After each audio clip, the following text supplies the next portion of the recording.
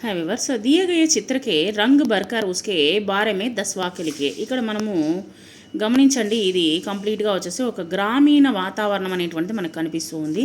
దీని గురించి మనము హిందీలో కొన్ని వాక్యాలు తెలుసుకుందాము. యహ్ ఏక్ గ్రామీణ క్షేత్ర కా చిత్ర హై. ఇది ఒక గ్రామానికి సంబంధించినటువంటి చిత్రము.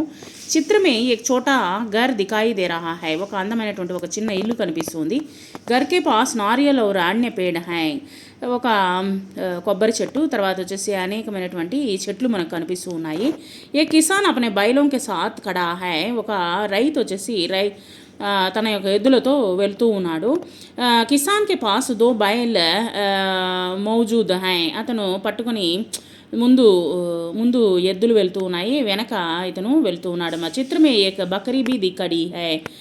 ఒక కడి హై, ఒక మేక కూడా నిల్చొని ఉన్నది. యహా ఏక సాఫ్ రాస్తా దికాయి దే రహా హై. ఒక అందమైనటువంటి నీట్గా ఉన్నటువంటి ఒక బాట అనేటువంటి కనిపిస్తూ ఉంది, దారి అనేటువంటి కనిపిస్తూ ఉంది.